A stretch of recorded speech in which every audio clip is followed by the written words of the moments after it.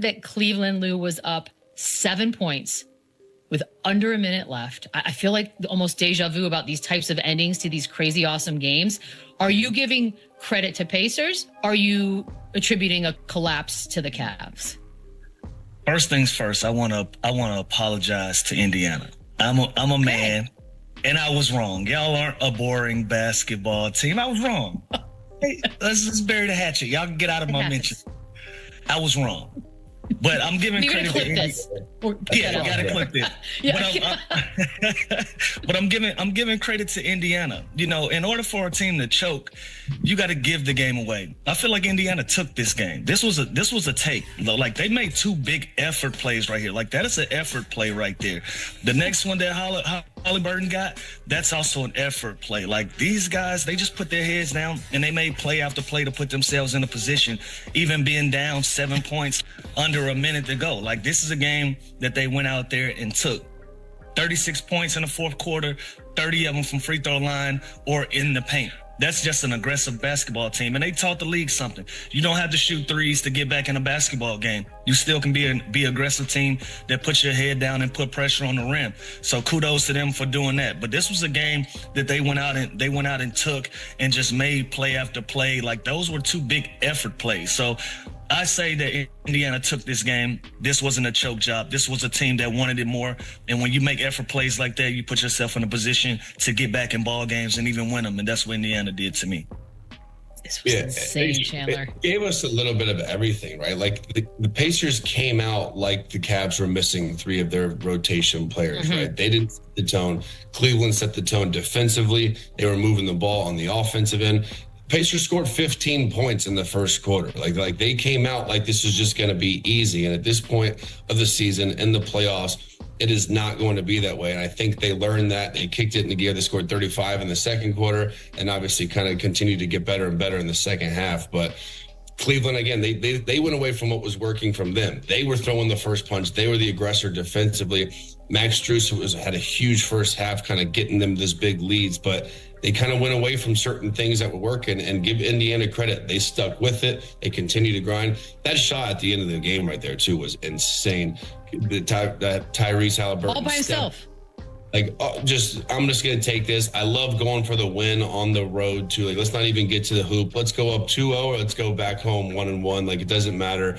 Either way, we already got one. And that was a huge, big-time shot. Overrated? I don't think so. I mean, the fact that they were chanting it so loudly, too. Oh. They were. And even Donovan Mitchell was like, y'all got to chill.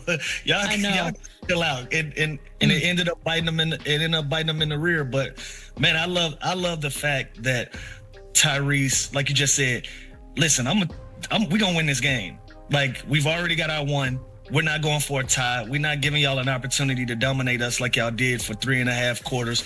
We're not doing it. Either we're going to win this basketball game or we're going home 1-1. And that's what you like. And look, when you have the ball in your best player's hands right here, everybody just get out of the way.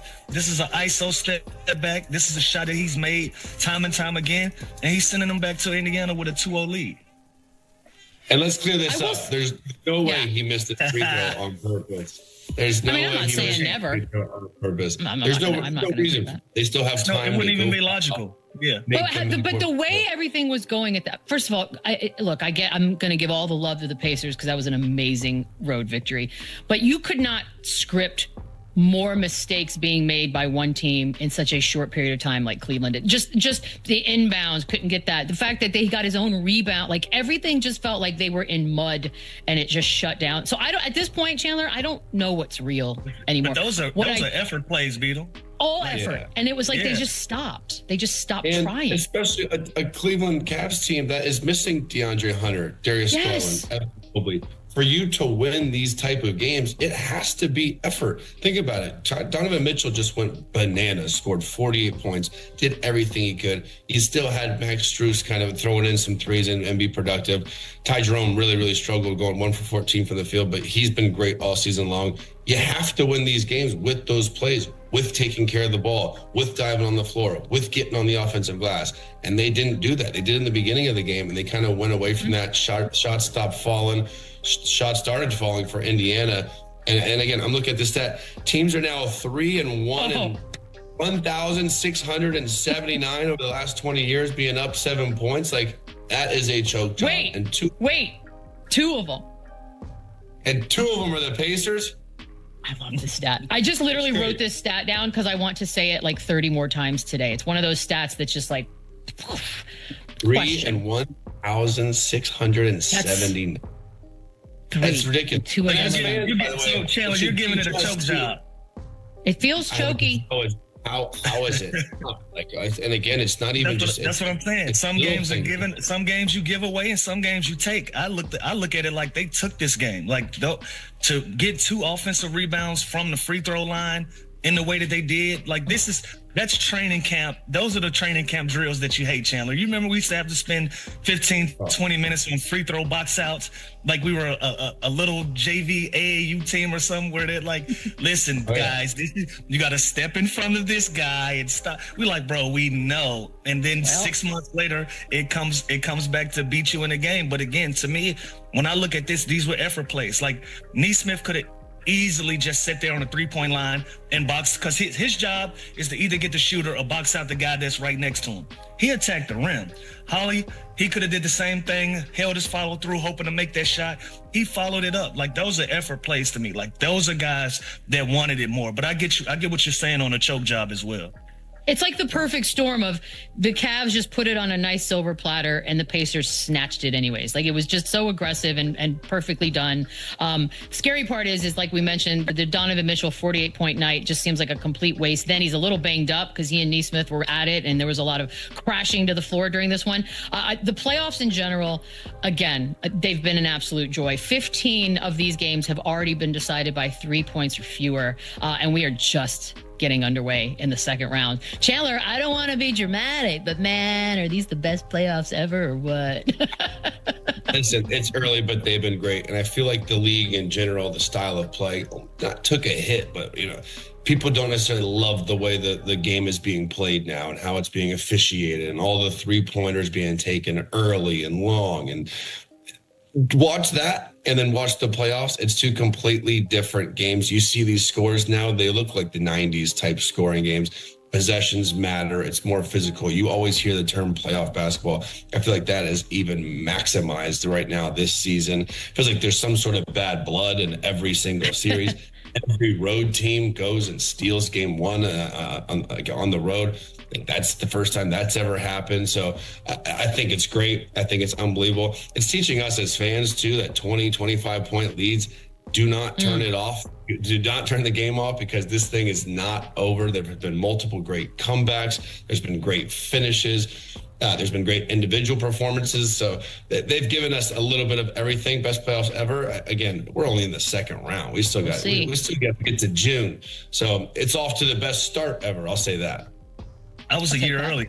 Last year, I said that these probably were going to be the best playoffs, and it manifested into it being this year. Like, we're getting the matchups that we want. We're getting the teams that we want. Everything that you can imagine that you want from great playoff basketball, we're getting it. We got game winners. We got guys fighting. We got pushing. We got shoving. We got star matchups. We got trash talk. It's everything that fans could ever imagine and want from NBA playoffs, So all of that talk about ratings being down, this and that, you can throw that in the trash can. This is absolutely entertaining what we're experiencing right now. We got game winners. We got 5 of them so far with under 5 seconds left, which is about as exciting as you could possibly. We have a game-winning dunk, for goodness sake. Like, that's insane. Let's talk Tyrese Haliburton. So, yes, the game winner, and then he hits the Sam Cassell dance, which, of course, was taken from the movie Major League 2. And then he already said, I will gladly take the fine. He heard those chants like we all did sitting on our couches. He's been hearing these chants for a while. Can we stop now, or are we going to keep doing this, people? Lou? Like, enough. Anytime that your celebration gets banned, that is by far an all-time favorite. That, like, this, the Sam Cassell right there, the monkey bees. That's one of my all-time favorites, along with the Mutombo finger wave. That's more of the PG-13 version of it. But I love this, and it was appropriate. And again, they're gonna find them pretty good. But listen, write my check with a smile on my face. If I win this game and I'm going up 2-0 back to my home court, and I'm putting my team in a great position to close this thing out, by all means, find me whatever you want. I'm writing that check with a smile on my face. Yeah, this is the most well worth fine that you could ever imagine on the road in the playoffs. By the way, these are two teams too that the Cavs, they had an unbelievable regular season, right? And for some reason, because of the Boston Celtics, for the most part, they still didn't get the flowers. They didn't get the respect. Now they're obviously doomed with this injury bug where they're missing 3 rotation players. The Pacers even flew under the radar even more. Like they started off struggling, kind of wrote them off. There's been like 8 teams that are in the playoffs this year that media, including us, kind of wrote off, including the Denver Nuggets. Like you can go down the list. There's a certain point of the season where like, man, this window's closing. Golden State Warriors, this window's closing. They trade for Jimmy Butler, and now they're up 1-0. So these two teams in particular, I feel like they really flew under the radar. And now the Indiana Pacers have a chance to go back home up 2-0 on the number 1 seed. It's incredible. I love it. I love the celebration. I'm still a big fan of the night. I think that I was going to ask, what's the best one? Is the night the best one? Night's pretty new. It's a new one though. It's a new classic. Are we talking celebrations across all sports? Because I like some of the wrestling ones, quite frankly. And that has been used in the NBA. I don't watch that riffraff. Oh, now we're going to act classy? Really, Chandler, we're doing this? Okay, you know what? I'm going to take a break and just yell at Chandler. Just kidding. I'm not allowed to do that. We got to talk the Cavs side of things. Because honestly, I'm watching this game yesterday, and they came out so strong, and you thought, okay, it's kind of weird that they're leading so much with their 3 guys on the bench, but here we are. Should have known, by the way, that it wouldn't last that long. Donovan Mitchell did so much. And first, let's talk about where he is and why we don't possibly mention him when we do talk top guys in the league, Lou. I feel like he's just not in that conversation regularly. Here's my opinion on why he's not in that conversation. In Utah, he was part of that conversation with the top guards. But when he got to Cleveland, he became part of a duo. He became like a Jason Tatum, Jaylen Brown type of thing. Now you're part of a duo. The other guys that are in those conversations, Luka, Shea, Steph, Ant-Man, they're still solo artists on their respective teams. Like even Steph, you add a Jimmy Butler and Luka plays next to LeBron, but they're not really considered like duos. You know what I mean? And that's just my personal opinion why he's not mentioning it. Other than that, the talent is there, the impact is there. He's an all-star caliber guy. He's a superstar in his own right. He should be mentioning that. But the only thing that I can even point towards is he's just part of the duo conversation. So instead of being considered one of the solo guys, he gets mentioned in who's the best duo. He's in that conversation. That's my opinion. And it's crazy. He's only 28 years old. It feels like he's been in the league forever, and he's been dominating for a really long time. And I think more seasons like this, where he's the best player on one of the best teams, he's going to continue to get more recognition. Like if the Olympics were after this season, I think he gets the nod to be like on that team. Oh, wow. I think he's about to be first team All NBA. How could you not look at this guy after what he did this season? Now, there's so many good guards in the league, and there's so much production at that position where I think he kind of gets lost in the shuffle. And like Lou said, Darius Garland's also an all-star guard that kind of shares the load with him. And then their team is really good. And so I think that kind of almost doesn't take away, but doesn't help his case when you just think of like the rankings of the top guard. But shoot, after this season, he's going to be probably first team All NBA. Like he deserves to be in those conversations, and he should be in those conversations. He's an elite scorer. He's a freak athlete. That dunk last night was ridiculous. Gosh. He can do it all. And again, I think more seasons like this where he plays well and his team wins, he's going to continue to get the respect he deserves. Yeah, the playoff points are there because right now he's above Steph, SGA, and Ant. But here's what's going to suck is if they do get eliminated in this round, unfortunately for him, all that positive talk just sort of goes away, at least until next season, which is a bit of a bummer given what a year they put together. We mentioned it. They didn't have what's that? About that. Like they had such a great season. No one expected to be here. And then if they go, and now I don't want to say the sweep word, but if they lose 4-0, 4-1 to this Pacers team, it kind of, you forget about how beautiful the season. You know what I mean? So it's hard. Again, this season is far from over. They can go and steal game 3 and all of a sudden it shifts again. I'd like to think with the injury that Garland and DeAndre Hunter have too, and Mobley, like I'd like to think they're playing game 3. Who knows if they will? I thought they were going to play this game too. The fact that all of them were out was shocking.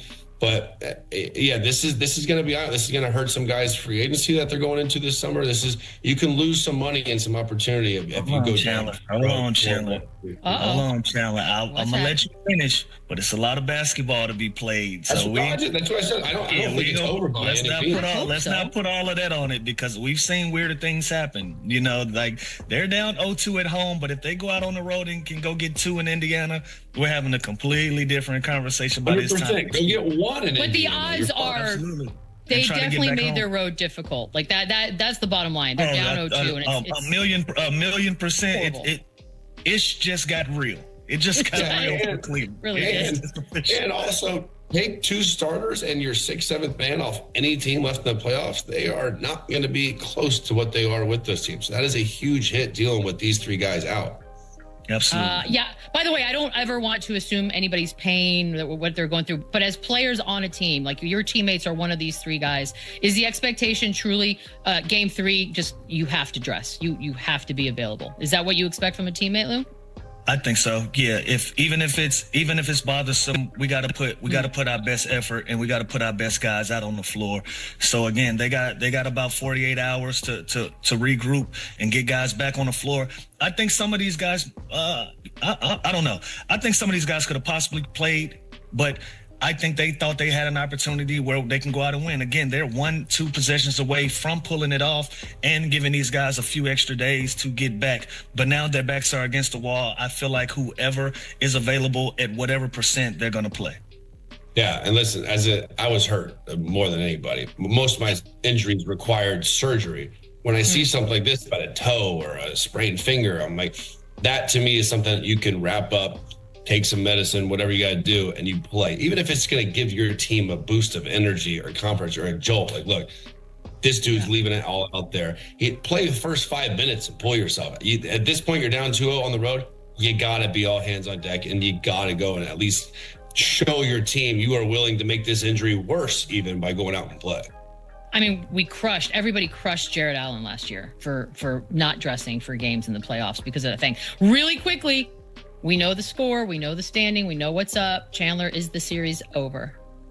No, we just said that. It's not over. Again, game 3. No, I want to hear it black and white. It's not over. And lose game 3, be careful. Then it's over.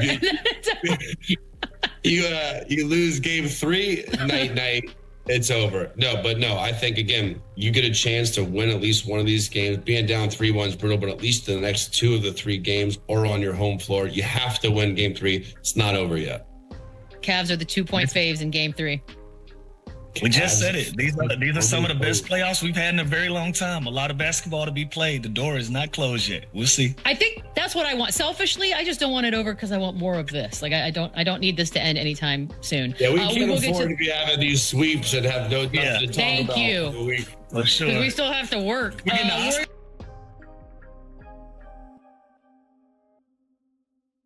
What's your favorite team? Comment below, and if you like the video, please leave a like. This really helps the channel grow and brings you even more content. Oh, and if you're not subscribed yet, what are you waiting for? Click the subscribe button and activate the bell to receive all notifications. With each game, we notice that the NBA is getting more competitive every day, and all the teams are looking for reinforcements to win the championship. And only here can you follow your favorite team daily with incredible content from different sources. Here on the channel, there are new videos every day with analysis, curiosities, and the best moments in basketball. That's it for today, folks. Thanks for following along. The NBA doesn't stop, and neither do we. Until the next video. NBA, the passion that connects us.